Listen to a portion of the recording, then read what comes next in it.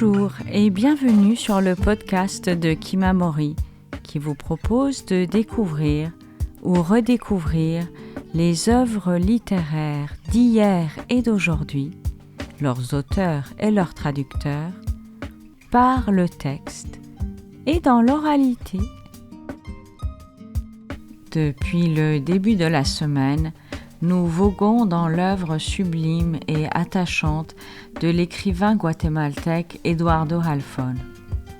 Aujourd'hui, vous pourrez découvrir un de ses tout premiers livres publiés en français, Monastère, lu par Féodor Atkine. C'est une autre conversation au bord de la mer Morte dans Monastère. Les grands motifs d'Eduardo Halfon sont là. Le tragique de l'histoire, le déguisement, la fuite. Mais le traitement de cette thématique douloureuse reste l'essentiel. La gravité du propos est tempérée par l'humour. L'attitude du narrateur face à la charmante Tamara est parlante. Il y a quelques années, ai-je dit à Tamara, en essayant de ne pas regarder le menu monticule rouge entre ses cuisses, qui était peut-être sa vulve dressée et tiède, j'ai connu un vieux juif polonais qui avait échappé aux nazis, déguisé en petite fille catholique. Discrètement, j'ai ajusté un peu mon maillot de bain. Il m'a dit qu'un jour d'hiver, habillé en fille, il s'était rendu avec ses parents dans un monastère au milieu d'un bois, aux environs de Varsovie. Il m'a dit qu'il neigeait dans le bois ce jour-là, et que le monastère sous la neige, parmi tous les arbres enneigés, lui avait paru une chose magique et bleue. Il m'a dit que ses parents l'avaient confié à des bonnes sœurs catholiques du monastère, nanties d'un faux certificat de naissance et d'un certificat de baptême tout aussi faux, et lui avaient dit adieu. Il m'a dit qu'il avait alors 5 ans. Il m'a dit avoir passé le reste de la guerre dans ce monastère situé aux environs de Varsovie, déguisé en fillette catholique, habillée, peignée et maquillée comme une fillette catholique, avec des tresses dorées, en jupe et jupon. Il avait vécu pendant des années parmi des filles et des bonnes sœurs catholiques, agenouillé, se signant et priant en latin, m'avait-il dit, parmi toutes ces fillettes catholiques. Je me suis redressé un peu, j'ai rajusté encore mon maillot de bain. Pendant les premiers jours ou les premières semaines au monastère, m'a-t-il dit, il avait gardé sa main gauche bien fermée, serrée en petits poings. Il m'a dit que les religieuses avaient essayé de la lui ouvrir, de la redresser, mais que lui la serrait encore plus fort, plus dur, comme s'apprêtant à frapper quelqu'un. Il m'a dit qu'il mangeait, qu'il se lavait, qu'il priait, qu'il dormait même, sa main gauche serrée en poing sous l'oreiller. Il m'a dit que dans le bois, juste avant d'arriver au monastère, son père, à genoux dans la neige, avait pris sa main gauche et avait écrit là, sur sa paume, à l'encre noire, son nom véritable, son nom de garçon, son nom en hébreu, son nom juif, pour qu'il ne l'oublie pas, pour qu'il le garde en secret. Son père à genoux l'avait nommé à l'encre noire entre les lignes de sa main, en secret au milieu d'un bois aux environs de Varsovie. Tout en me le disant, il avait levé la main et montré sa paume, ai-je dit à Tamara. On aurait dit un témoin jurant de dire la vérité, lui ai-je dit. Après des jours ou des semaines de vie au monastère, lui ai-je dit, son nom véritable s'était effacé. Tamara a ouvert un peu la bouche, peut-être pour me dire ou me demander quelque chose, mais je ne lui en ai pas laissé l'occasion. Je me rappelle que la seule fois où sa voix a tremblé, lui ai-je dit, c'est quand il m'a récité d'un ton bienveillant et plein de tendresse le nom de chacune des religieuses. Il connaissait encore le nom de chacune des 15 ou 20 bonnes sœurs qui avaient pris soin de lui. Je me rappelle aussi qu'il m'a décrit en détail l'intérieur de ce monastère dans le bois, ai-je dit à Tamara, mais je ne me rappelle rien de cette description.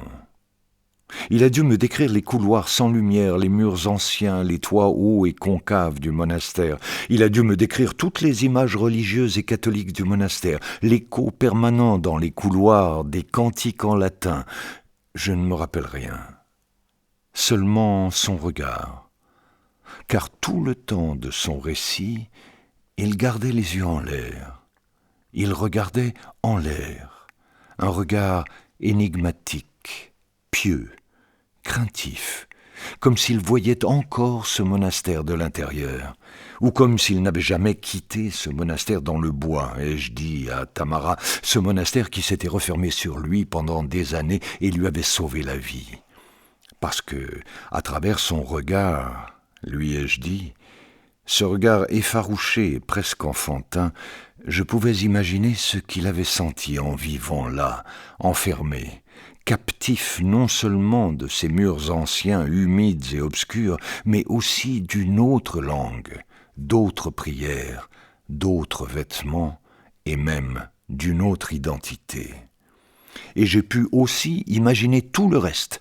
Ses parents laissant pousser ses cheveux jusqu'à avoir ses tresses dorées, ses parents l'habillant d'une jupe rose et de petits souliers de fille, ses parents lui maquillant un peu les lèvres et les joues, ses parents lui écrivant son nom dans la paume de la main, ses parents le persuadant en yiddish que son nom ne serait plus celui-ci, écrit à l'encre noire sur la paume de sa main, mais Teresa, Natasha ou Magdalena. Ses parents lui disant adieu devant l'immense porte du monastère dans la neige, tous deux peut-être couverts de neige, tous deux sachant peut-être qu'ils ne reviendraient jamais, tous deux pleurant peut-être de voir cette jolie petite fille, catholique et si troublée. J'ai marqué un temps, tandis que je grattais de l'ongle de mon index de minuscules grains de sable. Bien entendu, il a perdu ses parents, ai-je poursuivi. Il a perdu son enfance, perdu son innocence, son nom, sa religion, son pays, et même sa virilité. Mais il a été sauvé, déguisé en fillette catholique pendant des années dans un monastère au fond d'un bois.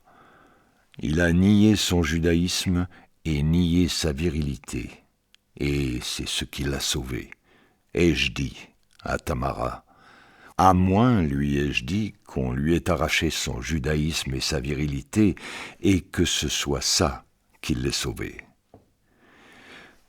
On n'entendait que le grattement insistant de mon ongle sur le sel.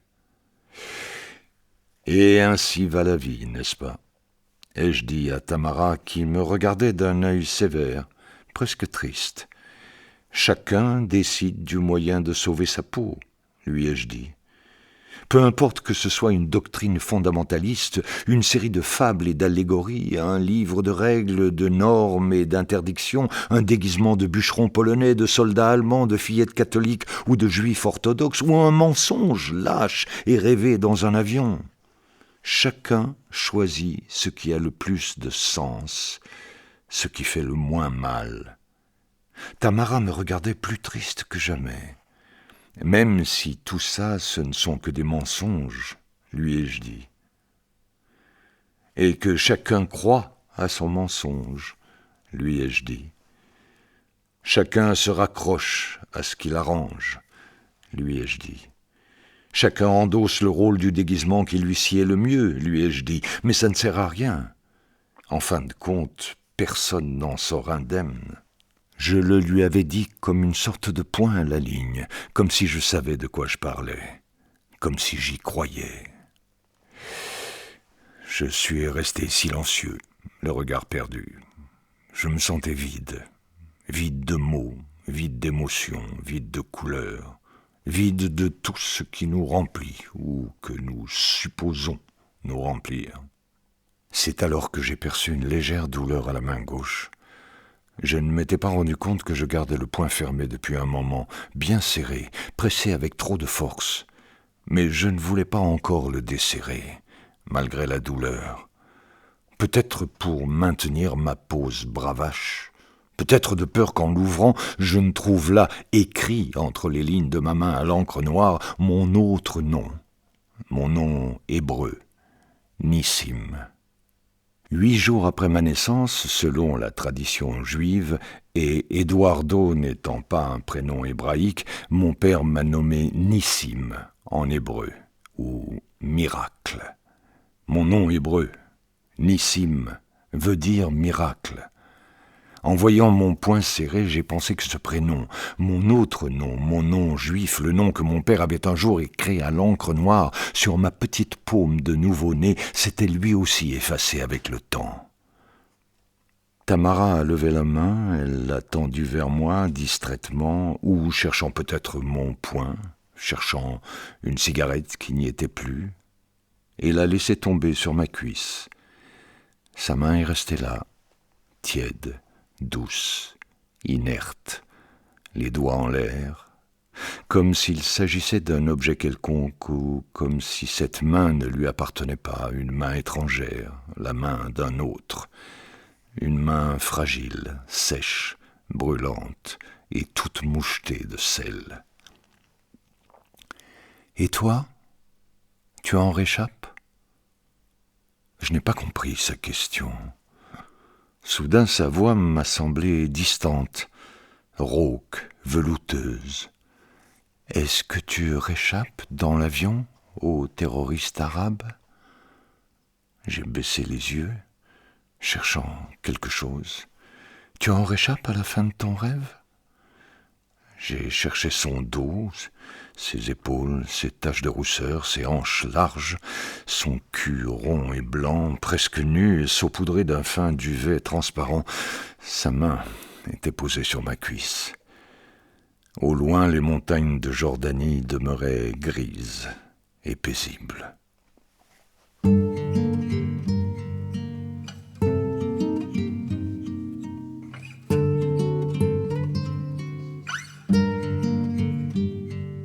Vous venez d'entendre un extrait de Monastère d'Eduardo Halfon, traduit en français par Albert Bensoussan et lu par Féodor Atkin. Nous sommes certains que, comme nous, vous aimiez cet auteur depuis longtemps, ou avez déjà envie de vous plonger dans ses écrits. Tous ces livres traduits en français sont disponibles chez les éditions de la Table Ronde. Chères auditrices, chers auditeurs, n'hésitez pas à consulter notre site internet kimamori.fr, nous suivre sur les réseaux sociaux et nous serions très heureux de vous voir rejoindre notre communauté de lecteurs en adhérant à notre association.